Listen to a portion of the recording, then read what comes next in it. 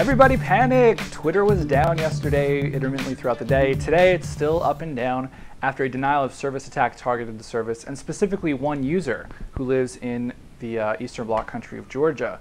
Now, it's assumed that Russian hackers took control of a botnet and lobbed a bunch of packets at Twitter, Facebook, LiveJournal, and even some Google sites to try and bring this one specific user's profile down. And obviously they ended up taking down the rest of the service.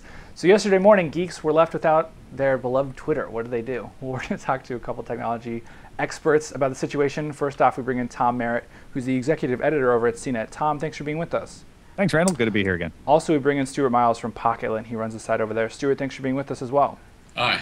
So this situation we were talking about before the show, it's, Twitter's down. What do? You can't tell anyone that Twitter's down. You want to go talk to someone, nowhere to go. Tom, what did you do yesterday during the Twitter outage? Was your morning routine any different? Not at all, actually. But basically what I did because of the Twitter outage was a bunch of interviews with the people. Like KCBS Radio in San Francisco was all over this story. I guess it was a slow news day, but like every 20 minutes, traffic, weather, and Twitter's still down, update. It was in the morning for me when I'm usually going through my RSS feeds picking stories for Buzz Out Loud.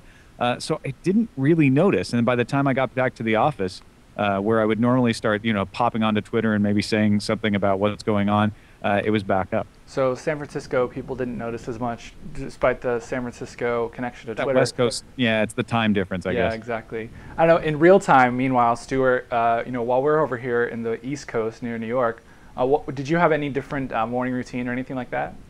I didn't, to be honest. I mean, I was sort of used Twitter again, like Tom, for news story gathering and things like that, and noticed that it was a bit quiet. Thought, oh well, never mind. It's an interesting thing. The guys back in London were probably slightly more affected with it, following the fact that London is the Twitter capital.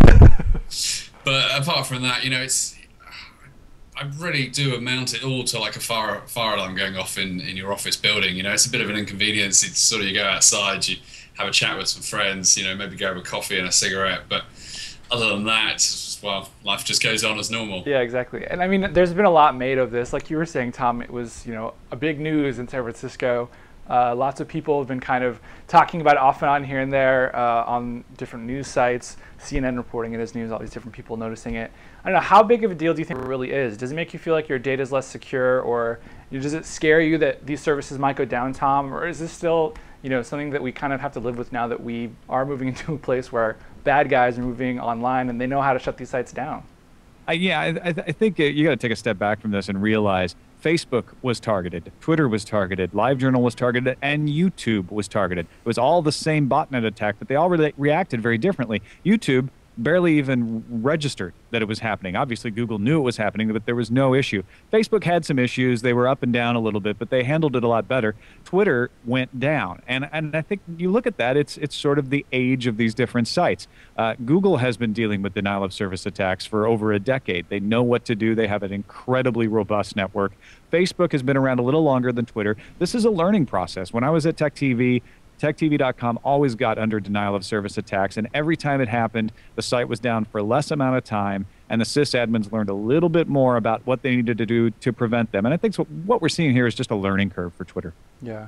Stuart, what's your take? I mean, one of the things that kind of, it's a reality check for everyone who works with the internet, whether it's their primary job or they just like surfing for fun. It's this reality check that these sites can't always be reliable. I don't know, did you have any feelings where you felt like, cloud computing is a little bit scarier than we originally realized, or you kind of, understand these risks already? I mean, I think cloud computing is very much like going to a city, and, sometimes you sometimes you drive into the city and there's roadworks, and then it's a bit slow and it's hard to get into. And other times the freeway is completely empty or the motorway is empty, and therefore you can just get in, really quickly. I think it's one of those things where it's just the same that we have in real life, but actually just just repeated online. I don't think there's any security issues, as Tom was saying. As these things people will learn. The Google's infrastructure is considerably bigger than Twitter is. Let's face it, only a couple of years old. Yeah. And it's I think what's most interesting about the whole denial of service attack stuff, apart from the fact that probably everybody in the world now knows what a DDoS is the fact that the botnet that was attempting to bring down this Russian guy, CYXYMU. Yeah. Now everybody knows about that guy. And therefore they're it's irony, right? Now everyone wants to know what his deal is. That's pretty funny, yeah.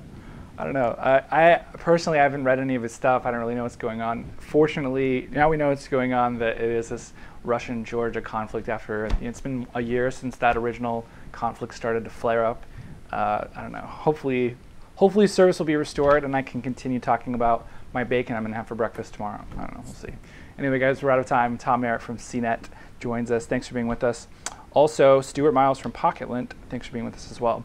I'm Randall Bennett, and that is for this show. Don't forget, you can subscribe to us on iTunes. We're on YouTube. We're everywhere, and we won't give you a denial of service because we're pretty freaking small. Anyway, see you later.